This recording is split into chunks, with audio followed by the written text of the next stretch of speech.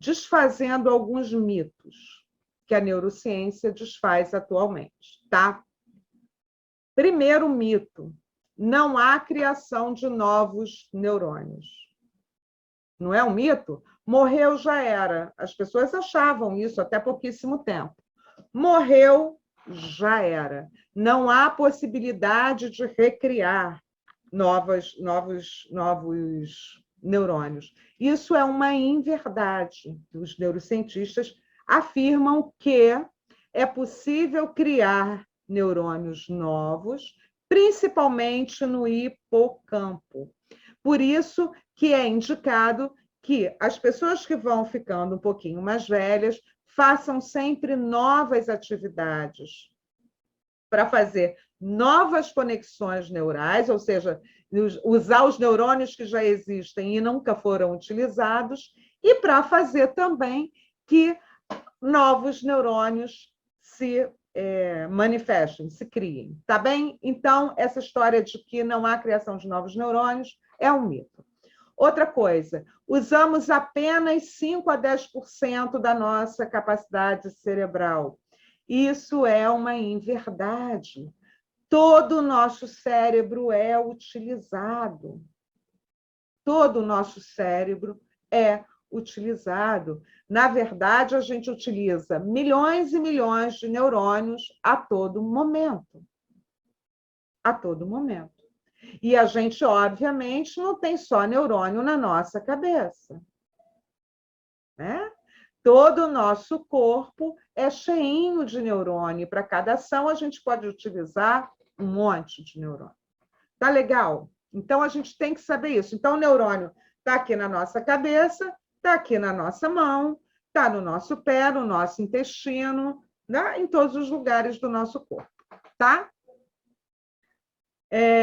Outro mito: nós vemos com os olhos, ouvimos com os ouvidos e sentimos com a pele. É uma mentira. É um mito. A gente capta os estímulos pela pele, a visão pelos olhos, só que tudo isso só tem sentido no nosso cérebro. Tudo isso só tem sentido no nosso cérebro. Tanto que lesões cerebrais podem causar cegueira. E o olho está bonitinho ali, ó.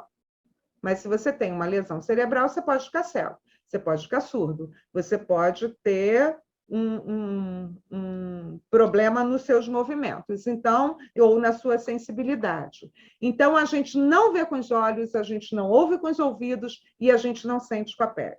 Eles só são veículos de captação do externo. Tá bem? Olha a importância disso. Quando eu digo para vocês assim, a realidade não existe, nem nesse sentido. Porque tudo vai depender do processamento que eu faço aqui dentro da minha cabeça. Né? Então, eu olho alguma coisa ali, eu vejo uma paisagem e digo, ela é bonita? Não. Eu acho ela bonita. Isso tem a ver com esse significado que eu vou dar lá, né, no meu campo visual, né, que é aqui atrás. Então, eu capto aqui com o meu aparelho fotográfico, que são os meus olhinhos, mas eu dou significado bem aqui atrás no meu cérebro. Adriana, as emoções não estão no coração. As emoções não estão no coração. Por isso, nunca mais utilizem aquela coisinha do coração com o cérebro do lado. Esqueçam aquela figura, né? Tem o coração aqui e o cérebro aqui. Não. Tudo é processado no cérebro. É óbvio que, dependendo do que acontece aqui na nossa significação emocional, o nosso coração pode bater mais rápido para bombear mais rápido e fazer eu correr, ou fugir, ou ficar alerta.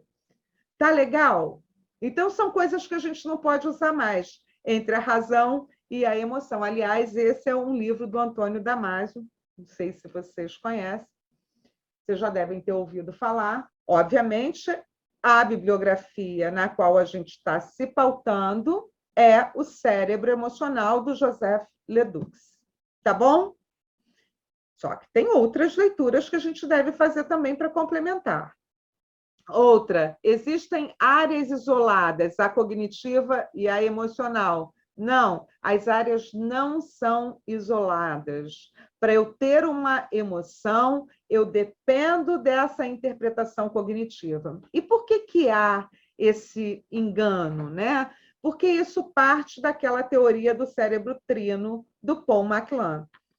O Ledoux concorda com MacLean em alguns aspectos e discorda em outros. Eu tenho certeza que vocês já ouviram falar da teoria do cérebro trino, não já ouviram? Cérebro reptiliano, emocional e cognitivo. Não é verdade? O Ledoux vai negar isso. Ele vai dizer, olha, todas as condições estão por todos os cérebros. É óbvio, todos os locais cerebrais. Tudo funciona junto, né? Não há uma divisão. O cérebro emocional funciona aqui, o cognitivo aqui e o basal lá no tronco cerebral. Ele diz, há um orquestramento, o Ledoux vai dizer, há um orquestramento entre tronco cerebral, neocórtex e o sistema límbico ali, que é o que ele chama de cérebro emocional. O cérebro reage. Não é verdade, o cérebro não reage. Ele prevê, o cérebro prevê e vai executando com essa previsão padrões internos aprendidos até filogeneticamente. E vai sacando sinais sensoriais aos quais eles foram expostos ao longo da vida. Ou da filogênese. Por exemplo, animais que nunca tinham sentido cheiro dos seus predadores, ao sentirem aquele cheiro específico, por exemplo, eles ficam com medo. Por quê? Existe uma herança filogenética que faz essa marcação no sistema límbico dele. Então, a gente, seres humanos, nós, seres humanos, também trazemos algumas marcações que são genéticas, que fazem a gente ter alguns medos trazidos da nossa parentalidade. Então, outro mito, cada cérebro trabalha sozinho. Olha aí, pasmem. Não é verdade. Olha a questão da ocitocina aí, Ricardo. A questão da ocitocina. O cérebro trabalha secretamente com outras pessoas. Eu dependo dessa relação para que o meu cérebro funcione. Então, de acordo com quem eu estou aqui na minha frente, o meu cérebro vai funcionar de uma forma ou de outra. Tá bem? Por exemplo, a gente pode sincronizar respiração, batimento cardíaco.